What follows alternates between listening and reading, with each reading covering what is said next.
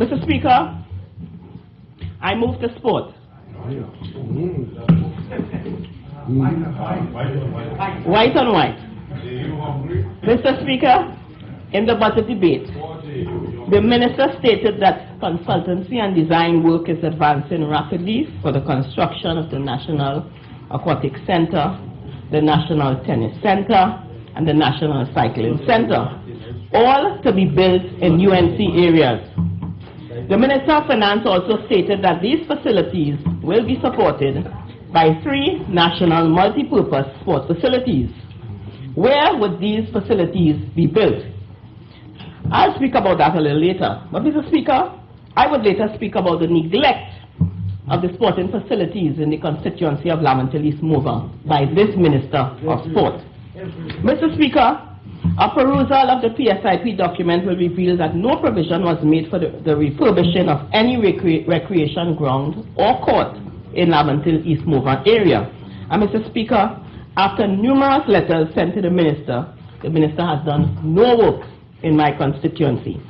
And it is a shame to see the areas that this ministry has been concentrating on.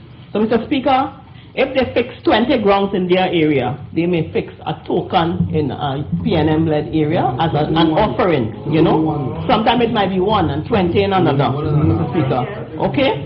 Mr. Speaker, I quote from the PSIP documents, pages 26 and 27, and permit me to quote. In 2013, preliminary construction will commence on the 6 national signature facilities. A 2,500 seating capacity National Cycle Center, where? At Couva. A National Aquatic Center to host international swimming competitions, where? Couva. A National Tennis Center, Mount Hope. 3 multi-purpose sport and indoor facilities, 1 at Charleville, 1 in Couva again, 1 in Faizabad. Mr. Speaker, people who are sent could clearly understand what is happening. Page 27, I read again. Permit me to quote. Funds in the sum of $20.8 million were utilized under the development and upgrading of recreational grounds, park spaces, projects, for the construction of a car park and pavilion, grading and grassing, installation of lighting and plumbing, and implementation of drainage works at the following locations: Mayaro, Ojo Road, Sandy Grande, Pinal, Malabar, Santa Cruz, Diego Martin, and Caparo.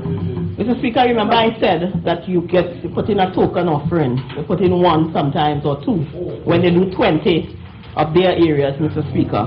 And this could never be fair, Mr. Speaker. One sure way, Mr. Speaker, of dealing with deviant behavior is through sports. And yet, this government wants us to believe that they are serious about crime. If you check the areas that they are concentrating on, Mr. Speaker, to build recreation grounds, to refurbish grounds and sporting complex. Mr. Speaker, this government must not play politics with sports, because the pursuit of excellence encouraged by sports make us better individuals, and it encourages discipline and a drive to excel. Member for W. O'Meara, you should be repentant at this time instead of laughing over there. The minister should recognize by now that sport can act as a deterrent to criminal activity and antisocial behavior. Therefore, emphasis should be placed in areas where it is felt youths are at risk, not in UNC areas. And I repeat, Mr. Speaker, emphasis should be placed in areas where it is felt that youths are at risk, and not just in UNC areas. And this is what is happening right now in this country, Mr. Speaker. Mr. Speaker, the Minister of Sport received a whopping $700 million. And the Auditor General's report states that the Ministry of Sport could not account for close to $45 million last year, Mr. Speaker. What measures have been put in place to ensure proper accountability with respect to the spending of taxpayers' money in the Ministry of Sport? Mr. Speaker, I want to ask, where did money go on? And that is a question I would like to ask the Minister of Sport, Member of Parliament for W. O'Meara, to answer, particularly in light of the findings of the Auditor General's report. The Honourable Minister loves to wage war against sporting organizations in this country, Mr. Speaker, telling them to present audited financial statements and so on before they can get funds from his ministry. That is not a bad thing. But the funny thing is that if he were to apply the same logic to him, he would have been out of a job of the last cabinet reshuffle last week, Mr. Speaker, if not before. With your leave, Mr. Speaker, permit me to quote from the Auditor General's report. On page 17 of the report, we note that the Ministry of Sports could not, did not, or refused to provide information to the Auditor General concerning the following: outstanding commitments, particulars of trusts and other monies held, particulars of all gifts and donations received from agencies, entities, whether monetary or in kind, particulars of all gifts and donations and so on concerning employees, particulars of the total number of persons employed in contract positions and the total amount paid to such persons during the financial year, action taken in respect of the requirements of the Ministry of Finance relative to the preparation and submission to the Controller of Accounts, the personal information of employees, and that is required to determine their separation and pension benefits. So, end of quote. Mr. Speaker, where is the transparency and accountability that was supposed to be part of the new politics promised in 2010? Under the category of overpayments on page 25 of the Auditor General's report, the Ministry recorded 6 cases of overpayment, totaling $17,373.43, while reports received by the Auditor General recorded 16 cases totaling $136,599.27. So a very significant and disturbing disparity indeed. Under the heading Individual Areas of Concern, we have on page 45 under the subheading Current Transfers and Subsidies and subhead Football World Cup 2014. Weaknesses were noted, and I'm quoting from the report now, in the verification procedures for certain payments under this vote. It did not appear that amounts submitted for reimbursement were properly verified before payment was made, and some instances noted were: 2 payments totaling $11 million were seen to have been made. However, the statement provided in connection with this payment totaled $5,611,933.25, a difference of $5,388,066.75, Mr. Speaker. A payment of $2,579,920.94 was seen to be supported by an expenditure statement for $2,449,950.94, a shortfall of $129,970. Monies unaccounted for. A payment of $992,900 relating to the financial year 2010 for amounts due to the technical staff and others involved in the senior men's national team was unsupported by timesheets as required by Cabinet directive. Further, the funds were reported to be used for other football programs than the one intended, and evidence of approval for this variation was not provided. A response received from the Ministry regarding the Auditor General's query on this matter revealed that the amount of $992,900 was again paid in the financial year 2013 to defray the original amount outstanding for 2010. Mr. Speaker, on the same page, 45, under the subheading Non-Profit Institutions, we are treated to the following. Non-profit institutions. Payments totaling $180,737.50 were made under the non-profit institutions vote as the Ministry's contribution to funeral arrangements for one individual. This is contrary to Financial Regulation 65(2), which states a vote may not be applied to a purpose for which it is not intended. What I would like to know is whose funeral cost $180,700 $180,737.50. Mr. Speaker, I didn't know the Ministry of Sport is involved in funeral and making funeral arrangements and burying people. No, that casket had to have been made of gold and diamonds. And we would like the Minister of Sport to account for this money, because this is taxpayers' money and he's over there joking.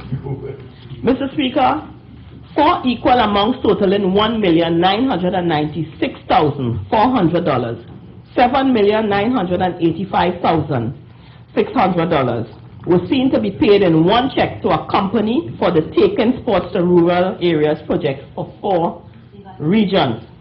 This total exceeded the Permanent Secretary's authorized limit of $1 million, according to the Central Tenders Board Regulations 12.1. Separate tender documents, recommendations, requests for approval, and payment vouchers with similar dates and information were seen for each of the amounts. According to the voucher seen, the payments related to 10 grounds in each region, a total of 40 grounds. However, in response to the query of the Auditor General, only 17 grounds were identified. Also, there was no evidence on the voucher seen that work was carried out satisfactorily. Further, this expenditure related to upgrading of corporation grounds and not to non-profit organizations. So in other words, Mr. Speaker, they said that nearly $8 million was spent to refurbish 40 grounds. Yet, the Ministry of Sport could only identify 17 up to this day. Well, I am sure that none was done in the constituency of Laventille East Morvant. I'm sure some of my colleagues would be able to say that, but yet we are talking about 40 grounds. Mr. Speaker, on page 65, we have the following. The records of the ministry reveal expenditure of $64,672,790 under the Infrastructure Development Fund. However, the financial statement for this fund reflected expenditure of $52,173,756.99, a difference of $12,499,033.01. So, Mr. Speaker, $12 million that apparently just disappeared in thin air. In a ministry where the expenditure ballooned from just under $29 million in 2011 to almost $399 million in 2012 and now $700 million, Mr. Speaker, these developments should be of concern, great concern to all of us. What has the minister, who is usually very boisterous, I would like to know what the minister has to say about that. Mr. Speaker, I want to skip something here. And I want the minister to tell us. We recently celebrated the victory of the Soca Warriors in this chamber. But why did they have to sleep at the Helsinki International Airport in June this year during a 12-hour layover? Mr. Speaker, it's a shame that the national under-15 football team was forced to withdraw from the CONCACAF tournament in the Cayman Islands. Mr. Speaker, the funding for this team was late, so the team was forced to withdraw. Trinidad and Tobago also withdrew from the 2013 Pan American Junior Athletics Championships in Colombia, which was held last month. Mr. Speaker, what is really happening in the Ministry of Sport? Mr. Speaker, just last month, half of the Trinidad and Tobago men's hockey team got to the 2013 Pan American Gay Cup late because of the Ministry of Sports again, late release of funds. Mr. Speaker, the senior national football team was stranded in St. Kitts and Nevis without money, food and shelter during its first qualifying round.